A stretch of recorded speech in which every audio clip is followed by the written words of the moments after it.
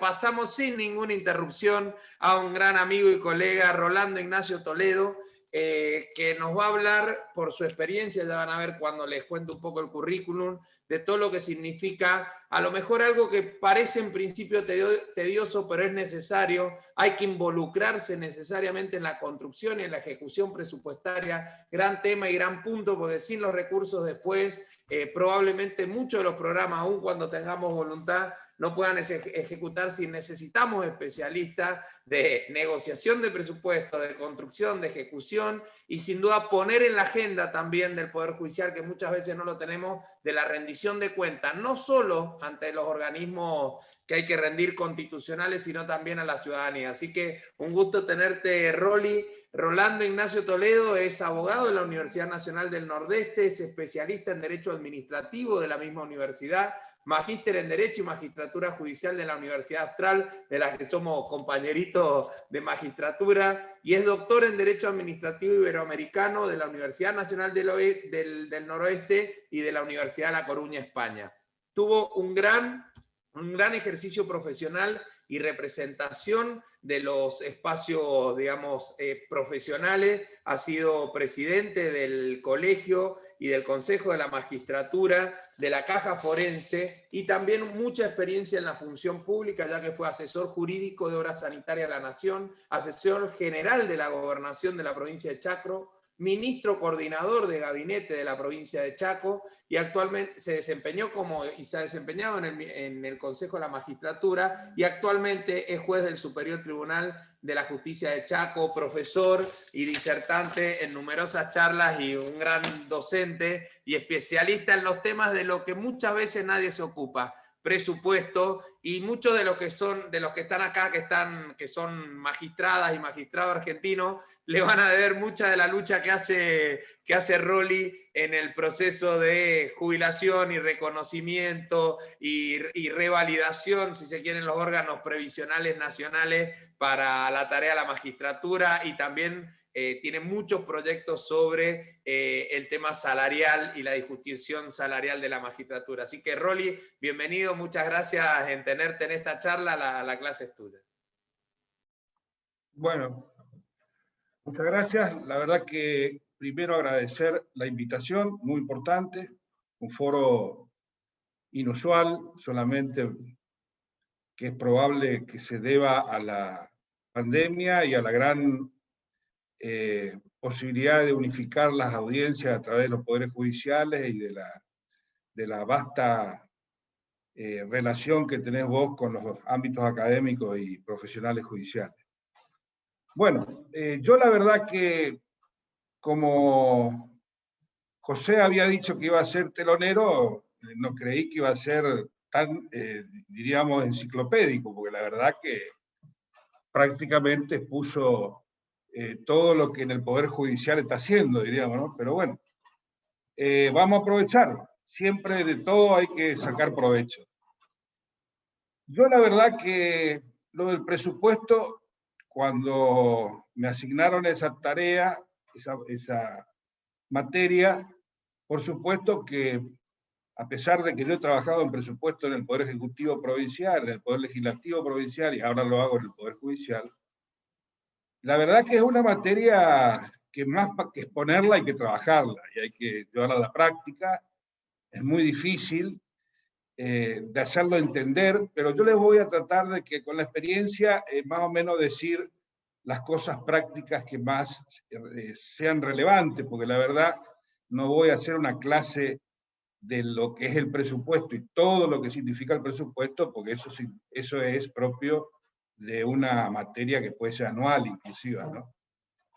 Pero quiero empezar aprovechando lo que dijo José, porque me parece que es lo que más le va a interesar al auditorio, es de que también nosotros en el Chaco, desde el año pasado, que se promulgó una ley de derecho electrónico procesal, a fines de año, nosotros comenzamos ya este año, y también aprovechando la pandemia, y lo que habíamos hecho el año pasado,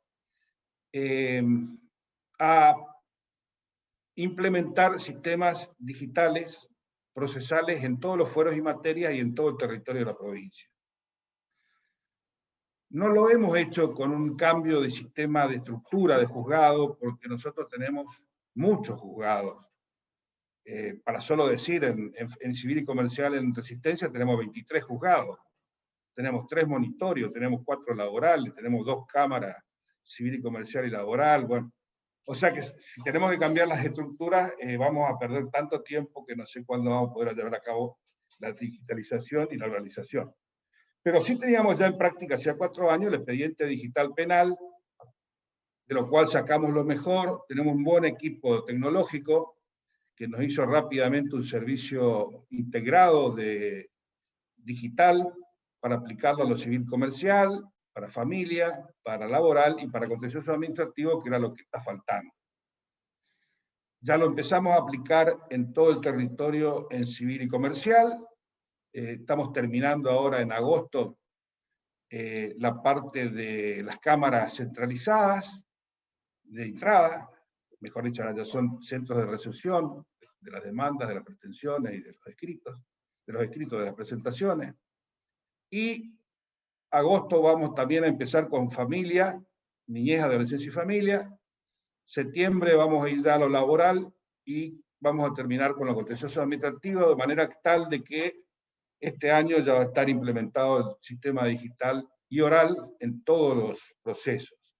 ¿Cómo lo hicimos? Lo hicimos con una ley transversal que implica poder utilizar las propias leyes de procedimientos, de procesos de cada uno de los fueros. Como en todas las provincias tenemos Código Procesal Civil y Comercial, tenemos Código Procesal Laboral, Código Procesal de Familia, Niñez, Adolescencia y Familia, y tenemos un Código Contencioso Administrativo, pero esta ley permite que el juez adopte el sistema que más le resulte favorable de acuerdo a la clase y a la materia del proceso, con conformidad de las partes y sin afectar los derechos, por supuesto, ni de defensa ni del debido proceso legal. Y de esta manera, la digitalización se puede llevar a cabo muy rápidamente y superar todo lo que son las chicanas procesales. La verdad que hemos tenido una gran aceptación, primero de los propios magistrados, después de los propios empleados y funcionarios, y nos terminó ayudando todo el foro de abogados chaqueños, lo que es mucho decir, con el compromiso de ayudarlos también a ellos en su capacitación.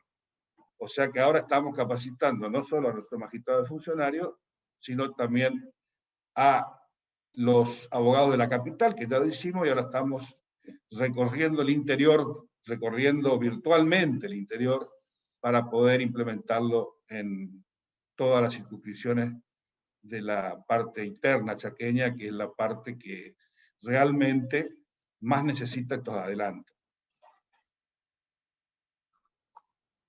Por supuesto que en todo esto, que obligadamente lo hemos hecho por efecto de la pandemia, como todos lo reconocemos, ha habido una gran inversión financiera en la parte tanto de edilicia como en la tecnológica y como en la informática. Se ha invertido en mejorar los edificios. Nosotros tenemos edificios importantes en cada circunscripción, en cada ciudad cabecera de la circunscripción, son 5 circunscripciones. Nos falta una nomás, el edificio General San Martín.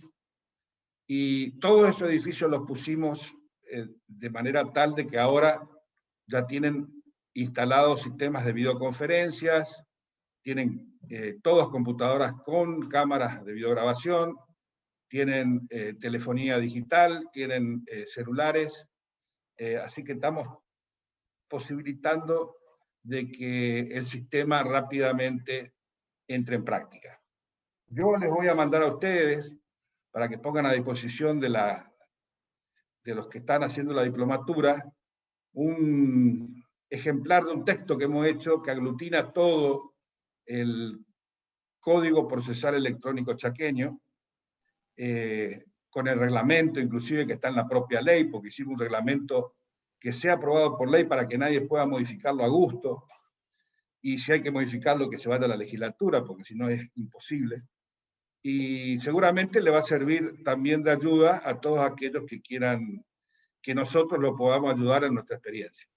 Bueno, esto Buenísimo, nomás. Rolly, va a ser muy importante el material, lo podemos subir al campus también. Así es. Bueno, lo están solicitando. Sí, y además les voy a mandar algunos PowerPoint y algunos videos que nosotros hicimos para capacitaciones, que también lo puedan ir viendo si los creen conveniente. Bueno, pasando a lo específicamente lo que es el presupuesto, le voy a pedir a Celina que me ponga el PowerPoint. Bueno, ahí vamos. Vamos.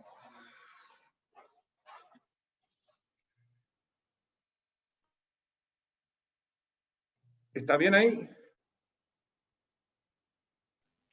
Sí, ahora hay que ponerlo en modo presentación. Presentación con diapositiva. Acá, presentación diapositiva. Ahí, perfecto, ya se ve perfecto, Rolly. Bueno. Presupuesto y financiamiento eran las pautas de la disertación.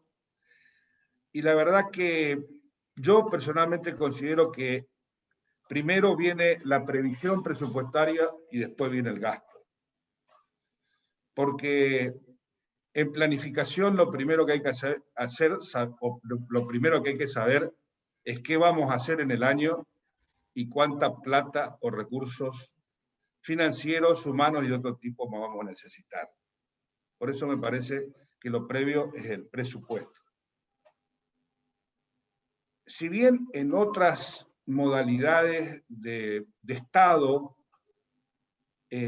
algunos economistas y algunos administrativistas dicen de que hay que tener un sistema financiero y un financiamiento permanente, e inclusive sistemas que permitan adecuar los malos tiempos con las buenas finanzas y hacer circuitos conectados que permitan en las temporadas en que haya buenas recaudaciones, hacer fondos compensatorios para las malas ejecuciones presupuestarias. Esto ocurre solamente en países desarrollados que no están en nuestra costumbre ni en nuestra aplicación. Por lo tanto, creo que nosotros tenemos que seguir con primero planificar, como dijo José, lo que vamos a hacer, dar las prioridades pertinentes y ver, en realidad lo más importante es adecuar cuál es lo prioritario de acuerdo a las necesidades del servicio de justicia y de la comunidad que está esperando ese servicio de justicia. Por eso a mí me parece siempre que, ya lo voy a tocar más adelante, al tocar el presupuesto participativo, me parece indispensable de que comencemos a incorporar a la sociedad, primero a la sociedad vinculada y después a toda la comunidad que vaya participando en por lo menos las cuestiones más importantes que tienen que ver con la gente. Cómo le damos el servicio de justicia a la gente, cómo lo reciben y cómo tienen acceso a justicia. Por supuesto que en la doctrina clásica el presupuesto estaba visto en la época de Bielsa, por ejemplo, como una autorización de gastos, que era algo así como la plataforma de andamiento económico-financiero sobre el cual el desarrollo de las políticas y programas públicos iban a poder financiarse y sustentarse. Muy rápidamente, por las exigencias del dinamismo de la asistencia que tiene que tener el Estado social actual, el Estado constitucional de derecho, el presupuesto tiene que tener algunas connotaciones que permitan su rápida flexibilidad, su rápida adecuación.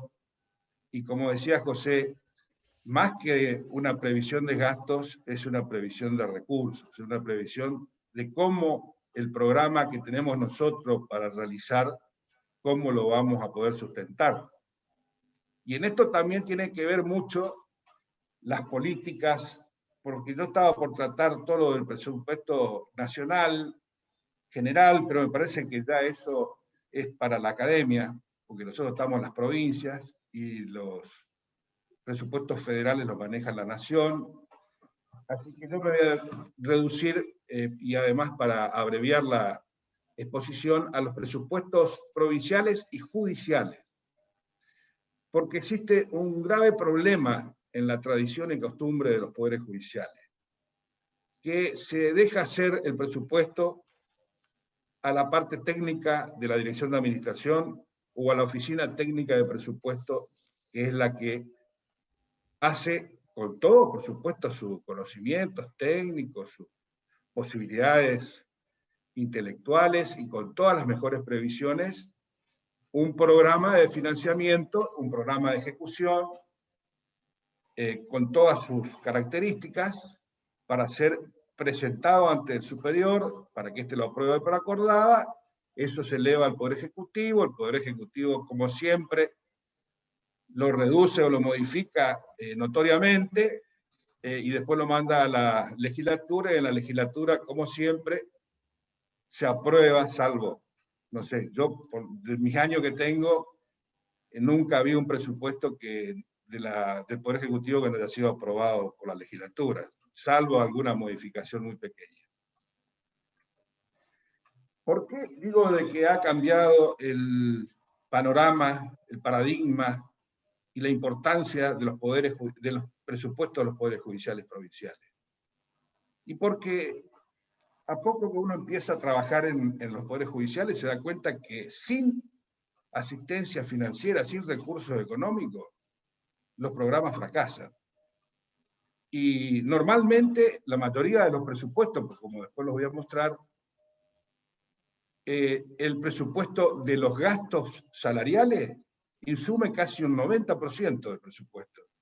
Quiere decir que le resta al Poder Judicial poder programar su tarea con un 4 o un 5% del total del presupuesto, porque ese otro 4 o 5% que no es de personal, que son para gasto de consumo, para otros usos, que no sean de inversión propiamente dicho del programa del Poder Judicial, los pone también el Tesoro Provincial.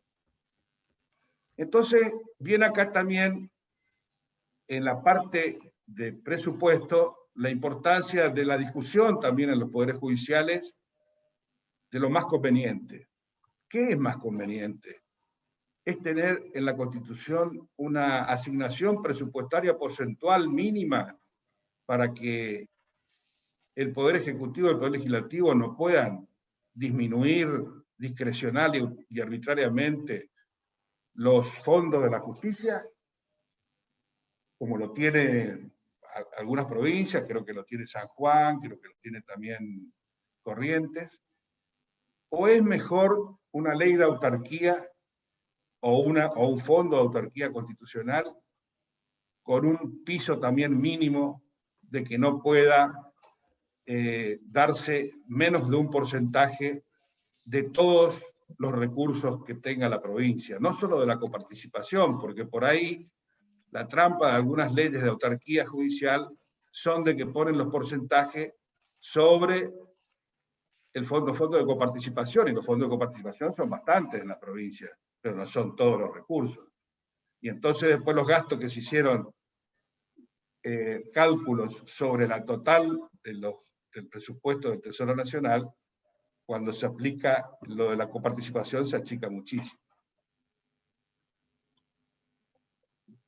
El presupuesto, además, implica de que si los poderes judiciales y los superiores tribunales de justicia de provincia le otorgamos esta importancia, y como decía José, y seguramente lo van a hacer Mancilla y Rosati, respecto a la planificación estratégica, aunque, como dijo José, todo presupuesto se hace con una estrategia y tiene una planificación, porque si no, prácticamente sería un gasto sin sentido.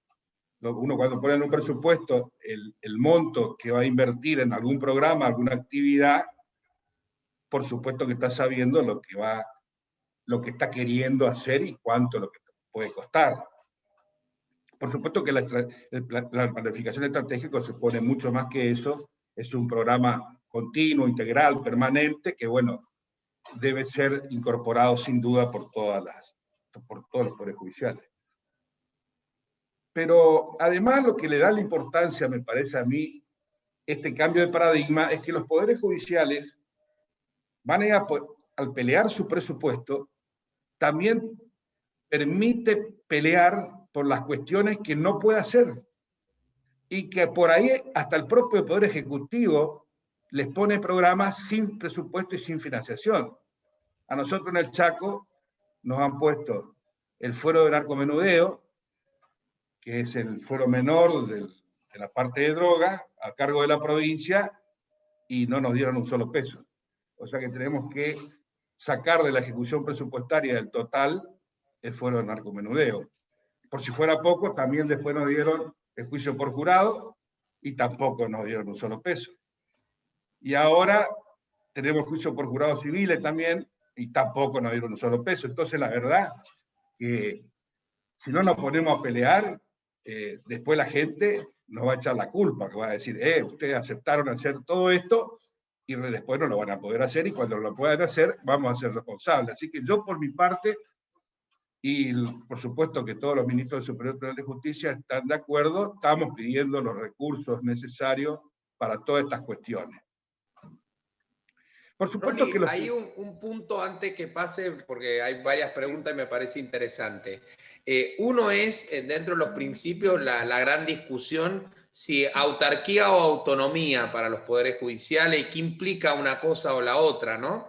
Y vinculado con eso, también esta cuestión de el vínculo institucional con los poderes, con la legislatura y con el gobierno ejecutivo, la generación de mayores responsabilidades, fuero, que está muy interesante en cuanto a acceso a justicia, sin los recursos, ¿no? Sin la dimensión de que muchos de los servicios que se generan o de las obligaciones que se generan a través de esas leyes a los poderes judiciales vienen sin recursos, ¿no? Autonomía y recursos. Ese juego, ¿cómo lo ves?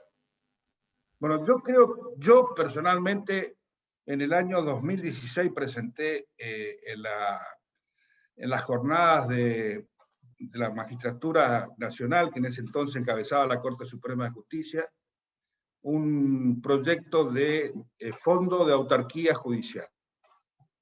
Y también un fondo de ayuda, de ayuda en ese fondo de autarquía para las provincias que teníamos los salarios inferiores a lo que puede ser considerado razonablemente compatibles con la intangibilidad. Y mi idea particular, esto es muy discutible, hay otros ministros, hay otros poderes, otra gente muy capaz y muy especializada y con mucha trayectoria, que yo respeto mucho. Hay algunos que dicen que la ley de autarquía puede ser una trampa, porque la ley de autarquía, si no tiene realmente la posibilidad de que haya un control del sistema de que se ejecuta la remisión automática de los fondos al Poder Judicial, porque es un porcentaje que va automáticamente del presupuesto general al Poder Judicial, es peligrosa y puede comprometer la independencia de la justicia. Y la justicia puede estar librada, puede quedar librada a la suerte de un manejo despótico de los poderes ejecutivos de turno.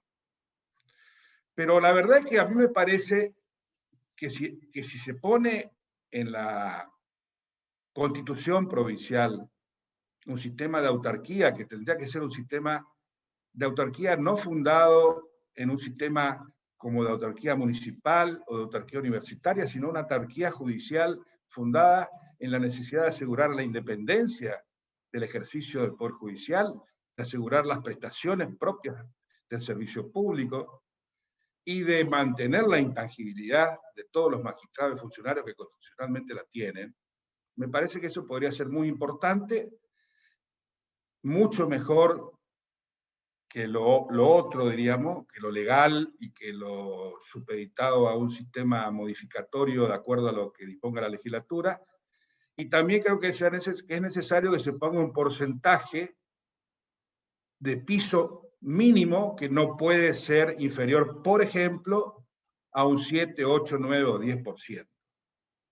De acuerdo a las provincias, los gastos de los poderes judiciales tienen su porcentaje tradicional, y yo lo mostraré acá en el Chaco cómo es, Y bueno, eso es cuestión de discutirse. Por supuesto que eso no es una repetición anual, porque hay años en que hay muchas inversiones y mucho gasto, y hay otros en los que es menor, y se supone que cuando uno va a una estabilización del servicio, después de hacer una gran reforma, empiezan a disminuir los costos. Lo cierto es que no puede haber una seguridad en el mantenimiento del sistema de independencia e intangibilidad de las prestaciones, de los salarios de los jueces si no hay este porcentaje mínimo. En la provincia del Chaco se ha discutido este tema, nunca se ha conseguido, pero sí se consiguió para la educación, para el servicio, el presupuesto educativo tiene un porcentaje constitucional del 30% del presupuesto general. El servicio es un servicio de docentes muy grande, permanente y continuo, y bueno, no sé si se cumplirá. Soy pesimista, no creo que se cumplirá en su total, pero hasta ahora permite funcionar razonablemente. También me parece que esto, en la parte del presupuesto nacional, si nosotros vemos los montos y las cifras que significan un fondo compensador de las asimetrías, un fondo complementario para las jurisdicciones provinciales que no pueden, con sus propios recursos, sostener un salario digno, por ya no decirlo, razonable con la intangibilidad. Nosotros en el Chaco estamos cobrando, los jueces del Superior Tribunal de Justicia, 220.000 pesos. O sea, menos que un secretario de la Justicia Federal.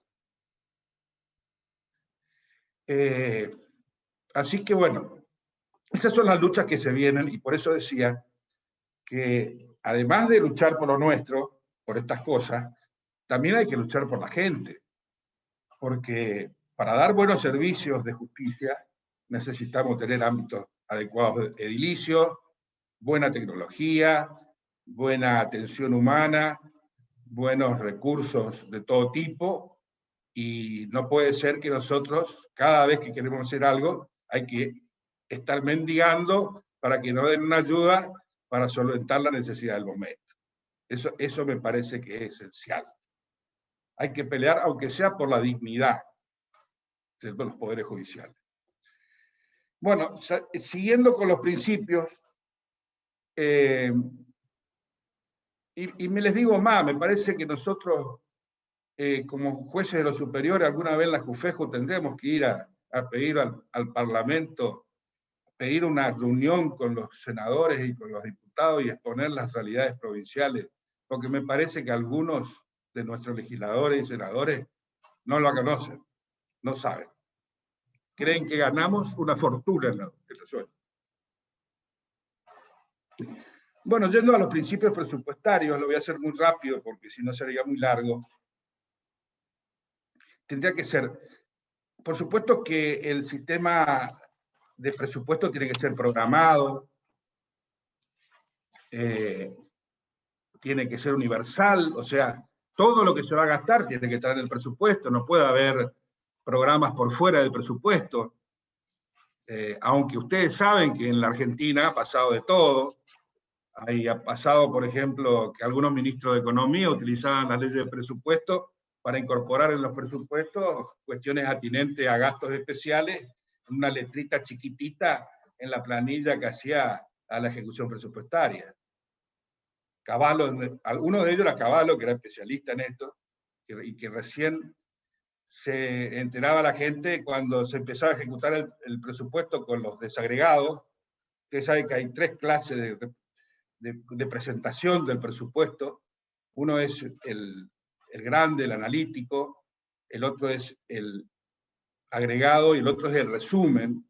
Y normalmente lo que tratan los legisladores es el resumen. Y en el resumen, y figura con una letrita y un numerito que les puedo asegurar que si uno hace una revisión de lo que se ejecutó de cada presupuesto, ninguno tiene nada que ver con lo que se gastó. Ninguno, puedo asegurarlo. En una oportunidad hice el seguimiento de uno de los presupuestos de Cavallo, y Cavallo la verdad, después me enteré por gente que trabajaba con él, que Cavallo ni miraba los gastos del presupuesto, hacía lo que él quería con el presupuesto y después trataba de arreglarlo con partidas complementarias, compensaciones y todo lo demás.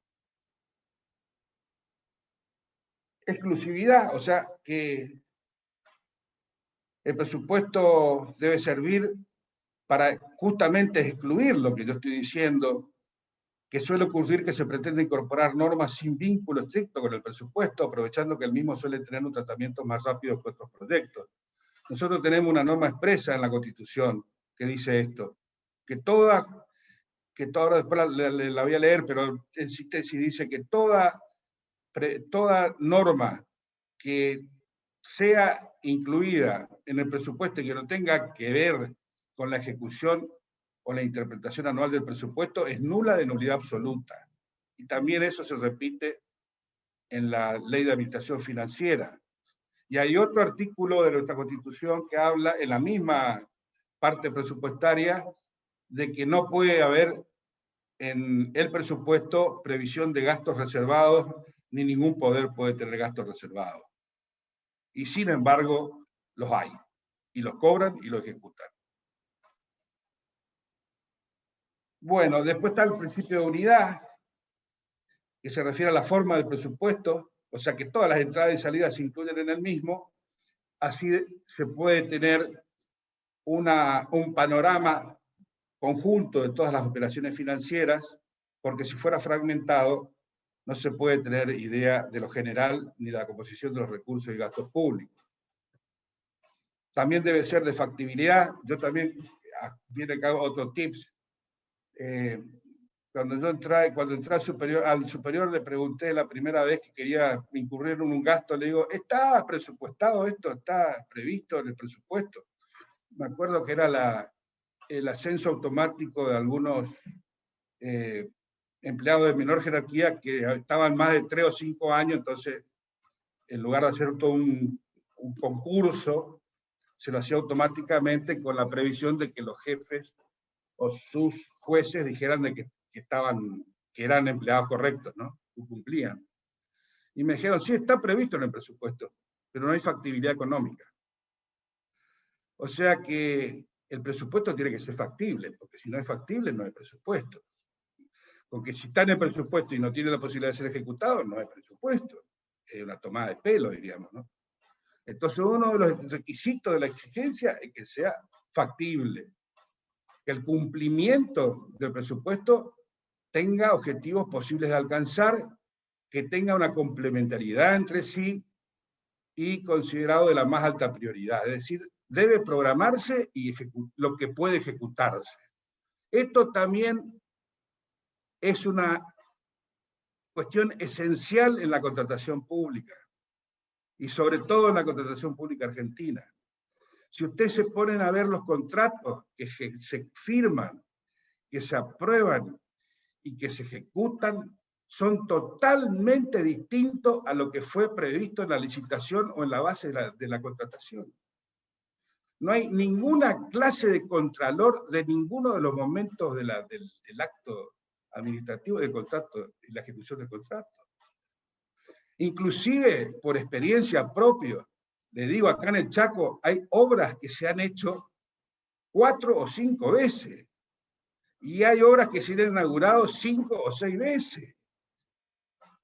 Entonces, esto es lo que hay que preocuparse. Si no, en este país nunca vamos a salir de lo que nos está pasando. Después tiene que ser claro. Tiene que ser exacto, por supuesto, porque tiene que tener cifras ciertas. Y cuando no son comparables con lo que hay que gastar, hay que pedir una ampliación, y si son mucho más de lo que hay que gastar, hay que pedir o ejecutar menos. La claridad, que se refiere a la forma del presupuesto, y consiste en que debe hacerse de tal forma que responda a un ordenamiento que permita hacerlo atendible para nuestros diputados provinciales y también para los que tienen que ejecutar, interpretar y administrar el presupuesto, pero también por los ciudadanos en general, que son los grandes perjudicados en las ejecuciones presupuestarias. Y yo les puedo asegurar que si, bueno, ustedes habrán leído todo, seguramente habrán leído alguna vez un presupuesto hecho por nosotros, por los legos, que no son los que hacen los presupuestos, son inentendibles. Realmente inentendibles. El principio de especificidad se refiere al aspecto financiero, o sea que en materia de ingresos deben señalarse con precisión las fuentes que lo originan, y en materia de gastos las características de los bienes y servicios que deben adquirirse o pagarse. La periodicidad, que normalmente son anuales. La Constitución provincial nuestra prevé de que pueden hacerse presupuestos multianuales, plurianuales, siempre de que el presupuesto anual prevea el gasto específico de cada año. Por supuesto que eso nunca se ha hecho, seguramente porque no les conviene. Y además sería mucho trabajo, yo también, calcular para 5 años, cuando no pueden calcular para un año, debe ser un exceso de exigencia. Bueno, la continuidad, que postula que todos y cada uno de los elementos del presupuesto anual deben apoyarse en los resultados de ejercicios anteriores y tomar en cuenta las expectativas de los ejercicios futuros. ¿Qué quiere decir continuidad? El Estado es uno solo. Y sí, tiene que hacer un programa y una planificación que se exceda lo inmediato. Un presupuesto, lo más importante de un presupuesto son las obras mediatas, son la inversión en educación, la inversión en salud, la inversión en seguridad, no la inversión para los gastos electorales del año electoral o de cómo van a imprimir la boleta o si va a ser voto electrónico. No, hay que tomar en serio. Y continuidad significa que tampoco puede que sea que un presupuesto, porque cambia el gobierno, ese presupuesto anual que ejecutó el gobierno que se fue, eso ni mirarlo. Eso es todo lo contrario. Eso es ir en contra del sistema de planificación y de programación. Y sin embargo, en la Argentina y en las provincias ocurre siempre lo mismo. Todos los gobiernos que vienen hacen todo nuevo y lo viejo, que se acuerden los ciudadanos. Bueno, anticipación, porque por supuesto el presupuesto es un presupuesto, tiene que estar hecho antes de que se efectúe el gasto y debe tener una previsión susceptible de hacer realidad la naturaleza del gasto. Y transparencia, que bueno, todos sabemos, aunque sea por antinomia, por lo oscuro, sabemos lo que es transparente. Y la transparencia fiscal es uno de los principios más importantes, primordiales y esenciales, porque si un presupuesto no es transparente, si un presupuesto es oscuro, si un presupuesto tiene trampas, si un presupuesto no condice con lo que tiene de previsión para gastar, y ese presupuesto, la verdad, no es un presupuesto. Por supuesto que también nos dicen de que se puede controlar el gasto. El ciudadano puede controlar el gasto del presupuesto porque puede entrar a Internet y seguir la página de la Secretaría de Finanzas de la provincia y la nación, y ahí están todos los gastos que van haciendo cotidianamente los poderes públicos. Bueno, yo los invito a que entren a la página, yo lo he hecho, y la verdad que la página tiene solamente los gastos del mes en que se consulta, y todo gasto anterior que se quiera hacer, como comparar, es casi imposible encontrarlo. Bueno, vamos a la otra, Filmina. Bueno. María Celina. Sí, estoy. Clasificaciones presupuestarias. Bueno, esto ustedes saben de que todas las estructuras de las clasificaciones presupuestarias están destinadas a facilitar la adopción de las decisiones por las que se realizan las etapas del presupuesto, y se hacen tanto para análisis y seguimiento de la gestión económica financiera de las instituciones públicas. Su mayor desagregación se emplea en los niveles donde se administra y se ejecuta, y su mayor agregación en los máximos niveles donde se decide cómo se gasta y qué se gasta. Cada clasificador responde a un propósito o objetivo determinado. No obstante, en su diseño deben considerarse las necesarias interrelaciones que existen entre ellos. El análisis de gastos y recursos públicos se facilita mediante la construcción de agrupamientos homogéneos denominados clasificadores. Las clasificaciones presupuestarias son instrumentos normativos que, agrupando recursos y gastos de acuerdo a determinadas pautas comunes en función de criterios coherentes de igualdad, analogía o similitud entre sus componentes, facilitan el desarrollo integrado del sistema de información. Bueno, presupuesto judicial en el Chaco. Bueno, yo más o menos ya le conté lo de la... Tenemos varias normas en la Constitución provincial que son muy parecidas a las normas de todas las provincias, que constituyen lo que constituye el Tesoro Provincial, la Ley de Presupuesto, que dice, el artículo 56 de la Constitución dice, no contendrá ninguna partida referida a gastos reservados. El presupuesto podrá dictarse por más de un ejercicio anual sin exceder el año del término de mandato del gobernador. O sea, que los plurianuales, como ahora son de 4 años los mandatos, tendría que poder ser un presupuesto a 4 años. También dice que toda ley especial de gastos que no tenga previsto un gasto en el presupuesto debe decir de dónde va a partir o de dónde, cómo se va a financiar ese gasto. Y está el artículo que yo les decía, que serán nulas y sin efecto alguno las disposiciones incluidas en la ley de presupuesto que no se refieran exclusivamente a la materia específica del mismo, su interpretación o constitución. Bueno, la ley de administración financiera 1092, que antes la 4767, es muy parecida a la Nación, prácticamente lo mismo, nada más que cambian los organismos adecuados a la administración provincial. No creo que sea necesario ahondar mucho al respecto. Lo que sí, repito que el estudio del presupuesto público y la justicia en la provincia del Chaco constituye un área de investigación poco desarrollada, que merece una especial consideración y tratamiento, habida cuenta que constituye la plataforma en la que se deberá desarrollar las políticas y programas públicos de la provincia en ese año. Juan Bautista Alberdi decía, no hay barómetro más exacto para medir el grado de sensatez y civilización de cada país que su ley de presupuesto. La ley de gastos, si habla de verdad, nos dice a punto fijo si el país se halla en manos de explotadores o está regido por hombres de honor, si marcha a la barbarie o camina a su engrandecimiento, si sabe dónde está y a dónde va, o se encuentra a ciegas sobre su destino y posición. Esa es la importancia. Bueno, los cuadros de porcentaje que preparamos eran para que ustedes tengan una visión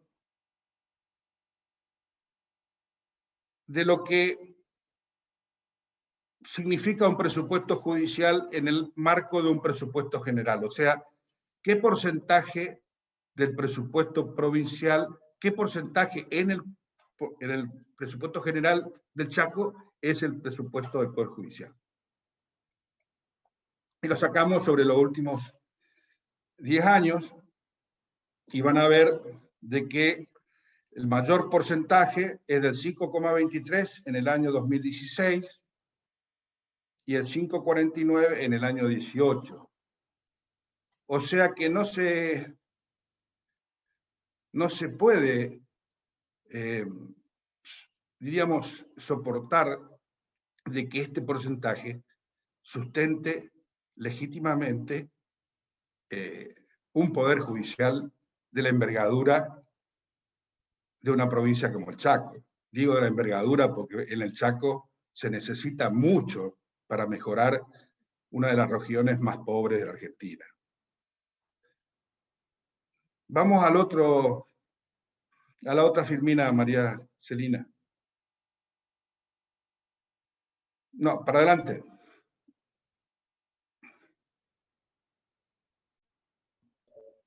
Creo que había una filmina más antes. Esa la pasamos.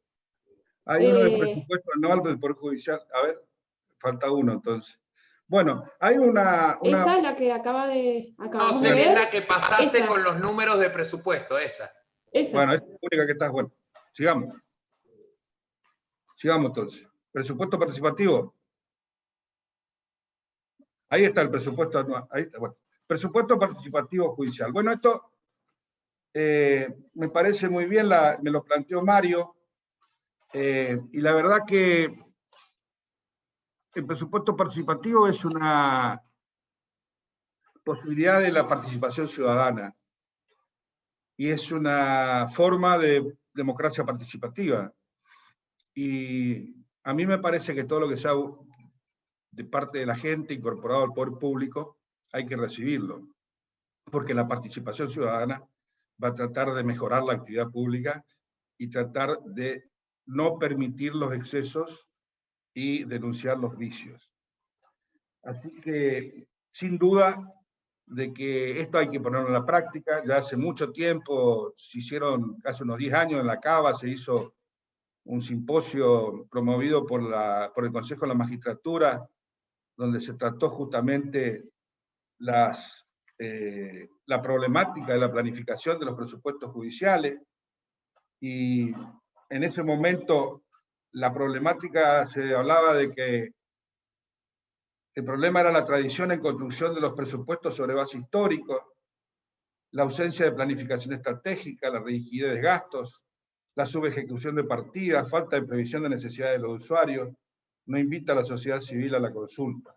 Por lo tanto, se proponía la definición de prioridades presupuestarias, la construcción de un sistema nuevo judicial, la difusión y participación de la sociedad civil en las políticas judiciales, la búsqueda de la transparencia, la participación ciudadana en el Poder Judicial, que se puede canalizar a través también de las acciones de amparo, las acciones colectivas, los juicios estructurales, el animus curiae, las audiencias públicas y los juicios por jurados, tanto penales como civiles.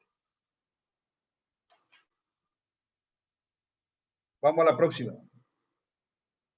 A la próxima filmina. Creo que es financiamiento. ¿Ese, doctor? Este presupuesto anual, esta es la que yo decía. Fíjense que estaba más ustedes. adelante. Sí, estaba más adelante, perdón. Esta planilla demuestra el porcentaje anual de los 2 últimos años en cuanto a los fondos, a la proveniencia de los fondos de financiamiento, o sea, qué financia el Tesoro Provincial y qué financian los fondos propios. Y el 4,43% en el año 2020 fue financiado por fondos propios. Y el 4,74% en el año 2021, lo que implica que es una recaudación de los elementos que después ya vamos a ver, de los conceptos, que es muy ínfima, y en definitiva dependemos de los recursos del Tesoro Provincial. Vamos a la próxima.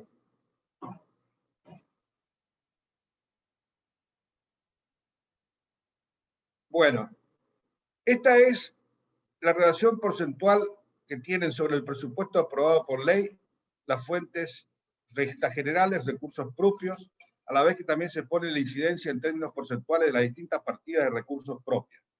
Bueno, ustedes van a leer ahí los recursos propios que tenemos, que son sobre todo la ley de autarquía en el primer monto de 89 millones de pesos, los intereses por depósitos de plazo fijo, que ustedes dirán, la cantidad de plata que tienen esto, que depositan 283 millones por año. No, lo que pasa es que nosotros todos los años hacemos pasar los fondos inmovilizados de los depósitos judiciales, porque por ley los fondos judiciales, los depósitos judiciales, si no se mueven durante 10 años, pasan al Poder Judicial. Entonces esos montos son la sumatoria de esos depósitos judiciales que lo ponemos en plazo fijo y por eso tenemos intereses por depósito. En total aproximadamente son 387 millones de pesos en el año. Bueno, vamos a la próxima. Creo que hay otra.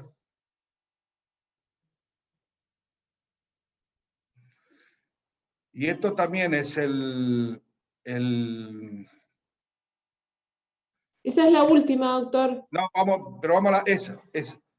Bueno, y ese es el presupuesto que estamos elaborando para el año 22, por eso aproveché.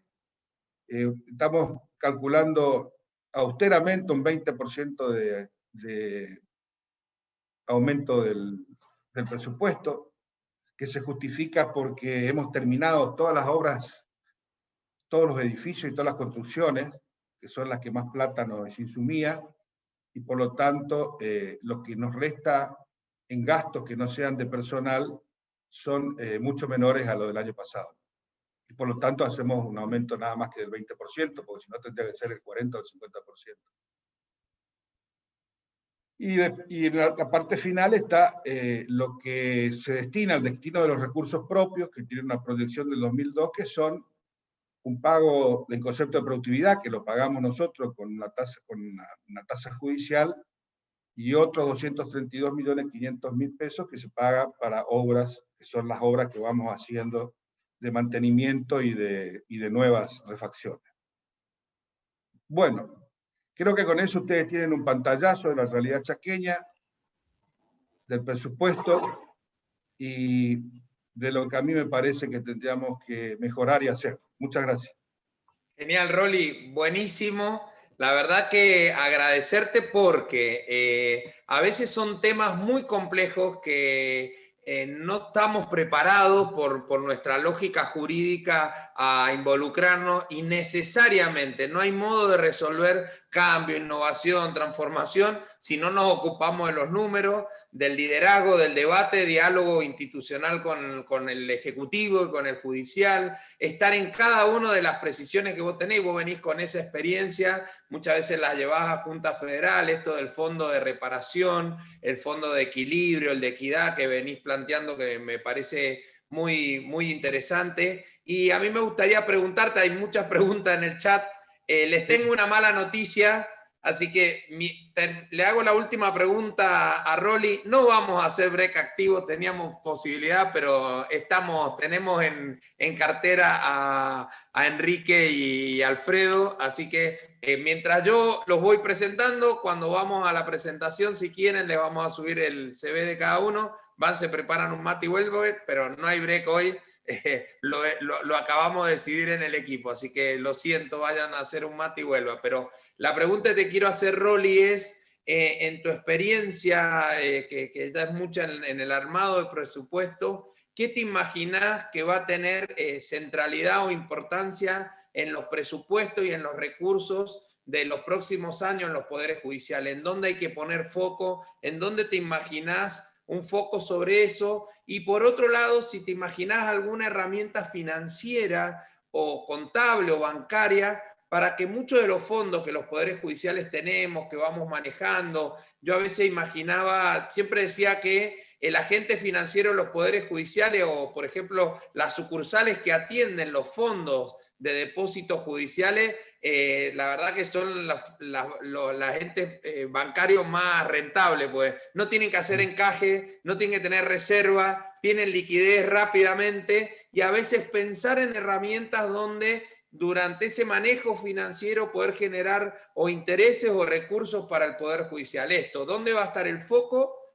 ¿A dónde te imaginas los próximos presupuestos judiciales? Y si te imaginas algunas herramientas, como dicen ahí en el chat, de fideicomiso, alguna herramienta financiera para generar recursos propios, ¿no? Bueno, viene bien porque nosotros justamente estamos haciendo un concurso para nombrar el director del director de administración del Poder Judicial, y dentro de las materias que pusimos en el concurso público, que era abierto para profesionales también, una de las cuestiones primordiales era el conocimiento y la expertise en inversiones de los dineros de los presupuestos públicos en institutos que no sean solo financieros, sino también del mercado de valores, y la posibilidad de creación de alguna estructura dentro de la dirección de administración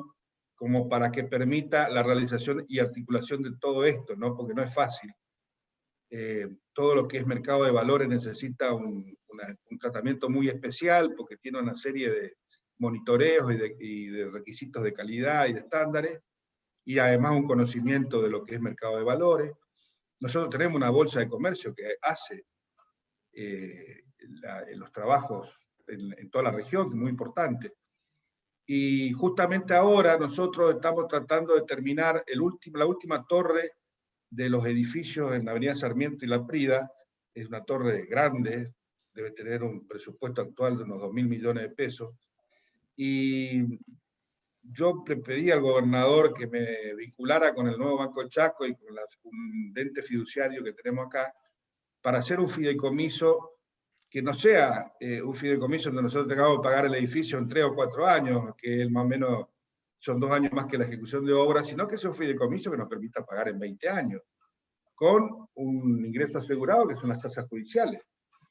Esos mecanismos en los organismos financieros que manejan los mercados de valores, no hay ningún problema, porque ellos hacen licitaciones o hacen compras y adquisiciones de determinados elementos que pueden, sin necesidad de estar con el plazo fijo, que normalmente el plazo fijo no contempla no es superior a la pérdida de dinero derivada de la inflación, normalmente es menor que la inflación.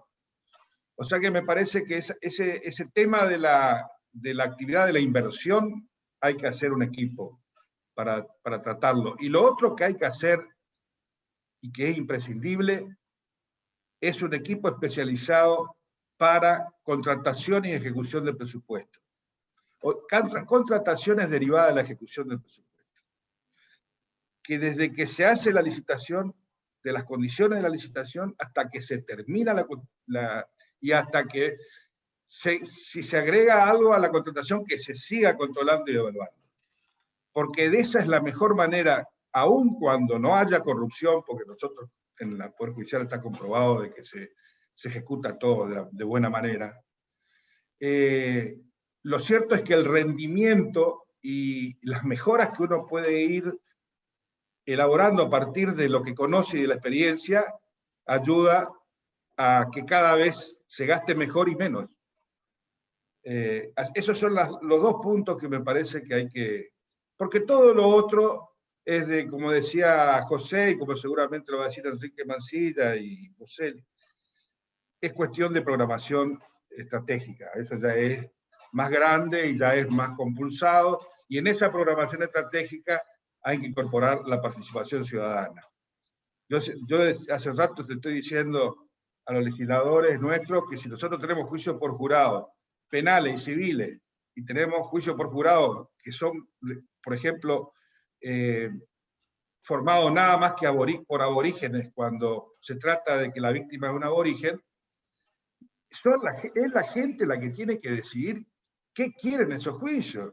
Si quieren un buen lugar donde hacer la audiencia, si quieren que le paguen una buena remuneración como jurado, cómo va a ser o sea, es la actividad que hacen ellos, ¿cómo nos lo van a consultar? Me parece que si no partimos, cuando pedimos participación ciudadana y ni lo escuchamos, me parece que es un exceso, eso sí que es un exceso. Y sin embargo, todavía no he conseguido que me escuchen. Gracias. No, sí, pero vas haciendo escuela con muchos de nosotros, así que te agradezco la participación, la charla, el esfuerzo en los temas de los que nadie se ocupa. Así y de lo que vos siempre a nivel institucional en Junta Federal te ocupás. Y bueno, y nadie quiere escuchar tampoco. ¿Cómo? Que nadie quiere escuchar. No, bueno, te brindamos un gran aplauso, Rolly. La verdad que te agradecemos un gran aporte para la clase en temas que no son fáciles.